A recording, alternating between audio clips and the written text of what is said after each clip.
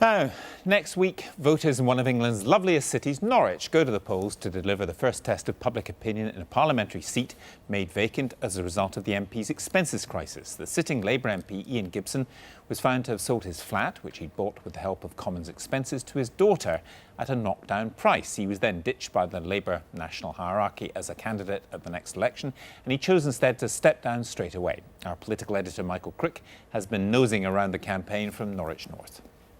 Morning, Michael. Good morning, Mr. Balls. On your home patch? Hi there. Ed Balls, one of Labour's key strategists, visiting Norwich this week, a testbed for Labour's plans on how they can win the next election. Did you get elected? Yeah. And what did you promise? What was in your manifesto? What did you say I'm going to do? Mr. Balls, school secretary and close lieutenant of Gordon Brown, is among those who think Labour can win next year by posing a stark choice between Tory cuts and Labour investment. In schools like this, for example. So what was it like before in the old building for science? The teacher there said that with the new buildings, he also thought the discipline in the school had got better.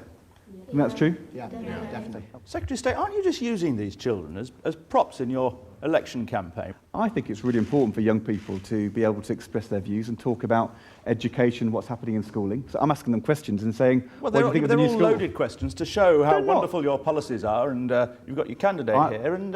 Well, I think we're very happy to answer their questions as well. So anybody got any questions for us, we'll happily answer them. And but we're interested to know what they think of these brand new buildings and... Well, find out only the to show how discipline's got wonderful better. Labour is, in your view. I think Labour's done quite a good thing for the children in this school, so I'm not going to hide that under a bushel at all. Labour's candidate, Chris Ostrowski, has pledged himself against scaremongering, which might frighten children and the elderly. Yet Labour leaflets here claim the Tories might cut free TV licences for old people and one of Norwich's 7 Sure Start centres. The future of this city, in my view, and the young people of this city, depends upon keeping the investment in our schools and our children's services, which we are committed to, and which the Conservatives are determined to cut. But if you lose this by-election, doesn't that just show that your strategy of hammering away at what you say are going to be Tory cuts just doesn't work and is not worth having for a general election either? Of course not, because actually what this is all about is the big choices our country faces for the future. And people know now, it's a tough time at the moment on the economy, but people know that we've kept investing during a difficult time. We're guaranteeing places in school and college, a jobs guarantee, which are opposed by the Conservatives. With Ed Balls was Peter Harwood, president of the Norwich Labour Party, whose members were upset when the party high command ditched the previous MP, Ian Gibson, over his expenses. So, Mr. Harwood, you're the president of the Norwich Labour Party. Are you managing to get the members out, the people who were aggrieved about Ian Vice Gibson? Chair of Governors here, thank you. Last month, Mr. Harwood lost one of Labour's safest council wards, Mile Cross, by just 6 votes to this Green candidate. And Labour's in big trouble this time too, judging from these pensioners who were setting off yesterday on a day trip. So who are you going to be voting for next week? Camera. Well, let's start with you then. Who are you going voting for? Not Labour or Conservative. So, but you will vote, will you? Pardon? You will vote. I will vote. So why not Labour or Conservative? Because I'm fed up with them. You're fed up with them. Well, what about you, madam? We're fed up with them. So who will you vote for instead? Wow, Greenpeace, I think, or someone like Green that. Party.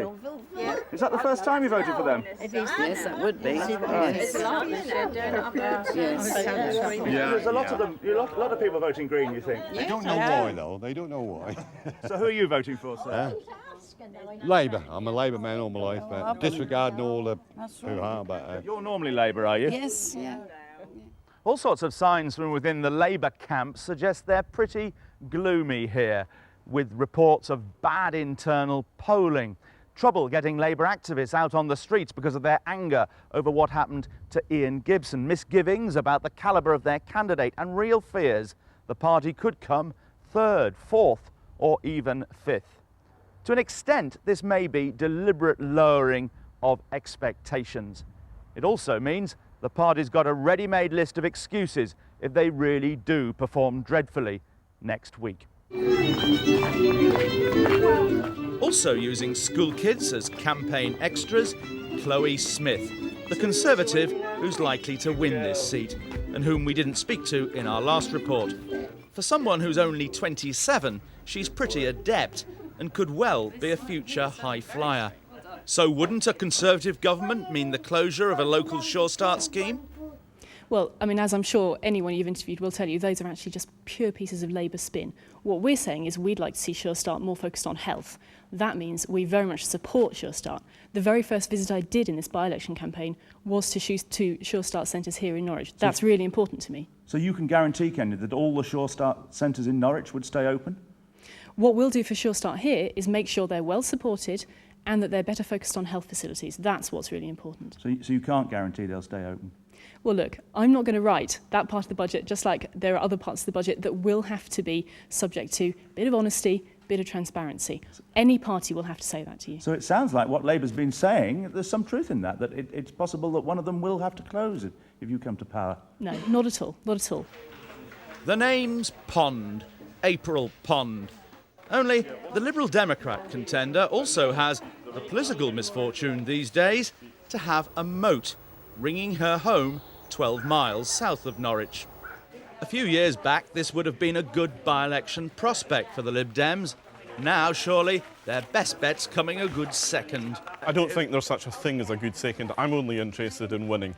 First is the only result we want, and we can achieve it. So if you come third, fourth or fifth, that would be a complete disaster. We can say, Alistair Carmichael says this result's a complete disaster. If we came third, fourth or fifth, I would be very, very disappointed. But believe me, whatever the result, we have fought an excellent campaign with a first-rate candidate, and we can win. Conservatives have got a good candidate, haven't they? You may know I haven't actually met her. I've not met many people actually locally who have met her. The Greens are throwing everything at this contest, and here he is, Patrick Harvey, member of the Scottish Parliament.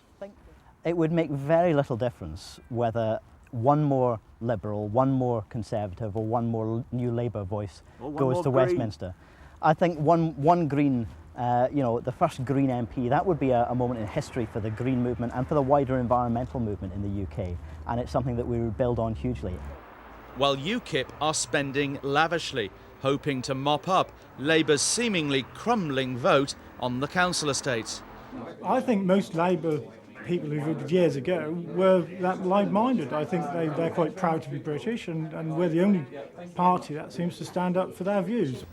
Meanwhile, Craig Murray, Britain's former ambassador to Uzbekistan, has sent a DVD to every voter. He thinks it will make them vote for him.